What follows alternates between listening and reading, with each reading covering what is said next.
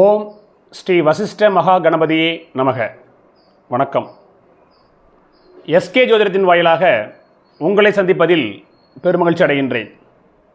இன்றைய ஜோதிட பதிவாக 1/5/2024 நடைபெறுகின்ற குரு பெயர்ச்சியானது ஒவ்வொரு ராசிகளுக்கும் எந்த மாதிரியான பலன்களை தர இருக்கிறார் என்பதை பற்றி ராசி வாரியாக பார்த்து கொண்டு வருகிறோம். அதற்கு முன்னாடி என்னுடைய சேனலை நீங்கள் என்ன சப்ஸ்கிரைப் பண்ணலன்னா சப்ஸ்கிரைப் பண்ணுங்கள். உங்களுடைய நண்பர்களுக்கும் உறவுகளுக்கும் ஷேர் பண்ணுங்கள், கமெண்ட் பண்ணுங்கள், லைக் பண்ணுங்கள். நீங்கள் சப்ஸ்கிரைப் பண்ணுறது மூலமாக என்னுடைய வீடியோ பதிவானது உங்களை வந்தடையும். ஜோதிடம் சார்ந்த பல்வேறு கருத்துக்கள் உங்களுக்கும் கிடைக்கப்பெறும். நன்றி. மீனராசியில் பிறந்த உங்களுக்கு எந்த மாதிரியான பலன்களை தர இருக்கின்றார் என்பதை பற்றி ஒரு பார்வை. யாரெல்லாம் மீனராசின்னு சொன்னால், பூரட்டாதி நட்சத்திரத்தினுடைய 4ஆம் பாதத்தில் பிறந்தவர்கள், உத்திரட்டாதி நட்சத்திரத்தில் பிறந்தவர்கள், ரேவதி நட்சத்திரத்தில் பிறந்தவர்கள், நீங்கள் அனைவரும் மீனராசி அன்பர்கள். உங்கள் ராசி அதிபதி குரு பகவான் இதுநாள் வரை உங்கள் ராசிக்கு 2ஆம் இடமான தனஸ்தானத்தில், குடும்பஸ்தானத்தில் அமர்ந்த இந்த குரு பகவான் மே மாதம் 1ஆம் தேதிக்கு பிறகு 3ஆம் இடத்திற்கு இடம்பெறுகிறார். ராசிநாதன் குரு பகவான் 3ஆம் இடத்தில் சற்றே மறைகிறார் என்றாலும் கூட குரு பகவானுடைய பார்வைப்படுகின்ற இடங்கள் மகத்தானது. அந்த அடிப்படையில் உங்கள் ராசிக்கு 3ஆம் இடத்தில் அமர்ந்த வருகின்ற இந்த குரு பகவான் உங்கள் ராசிக்கு 7, 9 மற்றும் 11ஆம் இடத்தை பார்வை செய்கின்றார். அப்போ 7ஆம் இடத்தினுடைய ஆதிபத்தியம், 9ஆம் இடத்தினுடைய ஆதிபத்தியம், 11ஆம் இடத்தினுடைய ஆதிபத்திய பலன்கள் உங்களுக்கு அற்புதமான ஒரு சூழலை ஏற்படுத்தி கொடுக்கும். சரிங்களா? அப்போது உங்கள் ராசிக்கு 7ஆம் இடத்தை தன்னுடைய 5ஆம் பார்வையால் பார்க்கின்றார். 7ஆம் இடம் என்பது என்னது? திருமணம். சரிங்களா? அப்போ யாரெல்லாம் மீனராசியில் பிறந்திருக்கீங்களோ உங்களுடைய ராசிக்கு 7ஆம் இடத்தை குரு பகவான் பார்க்கிறார். அப்போ குரு பலம் வந்துருச்சுன்னு அர்த்தம். அப்போ திருமண வயதில் திருமணத்திற்காக காத்து கொண்டு இருந்தீங்கன்னு சொன்னால் நிச்சயமாக கொஞ்சம் கூடுதல் முயற்சி பண்ணுங்கள், திருமணம் நடந்தே தீரும் இந்த ஆண்டில். சரிங்களா? தசாபுத்திகளும் உங்களுக்கு சப்போர்ட்டாக இருக்கும் பொழுது திருமண வயதில் உள்ளவர்களுக்கு, திருமணத்திற்கான முயற்சிகள் எடுத்துக்கொண்டு இருப்பவர்களுக்கு நிச்சயமாக 7ஆம் இடத்தை பார்வை செய்கின்ற குருவால் திருமணம் நிச்சயம் நடக்கும்.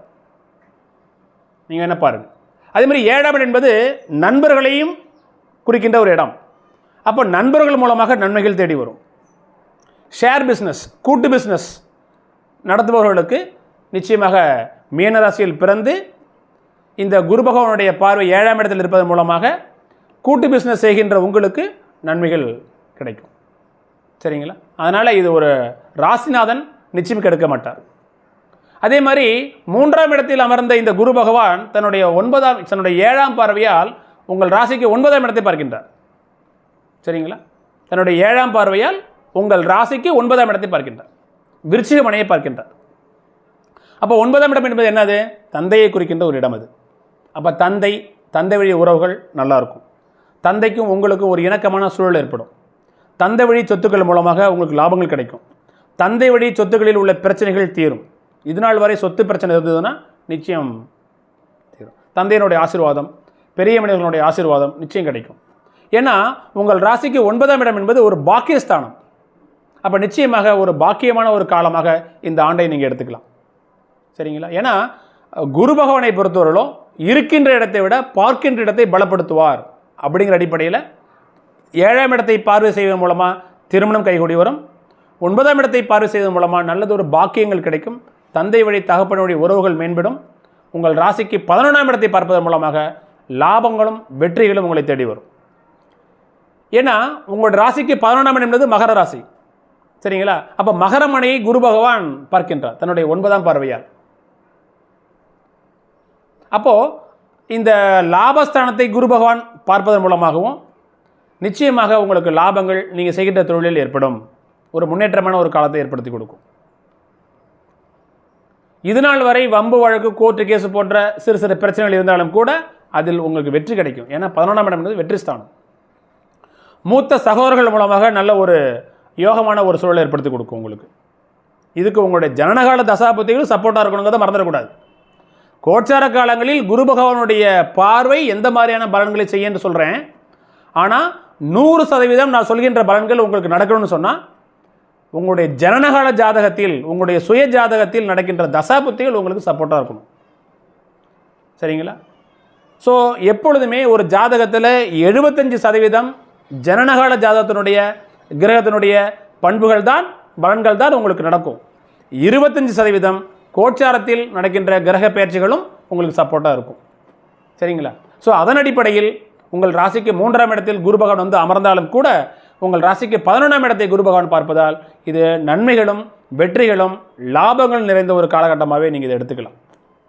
11ஆம் இடம் என்பது 2ஆம் தாரம், இளைய தாரத்தை குறிக்கின்ற ஒரு இடம் அது.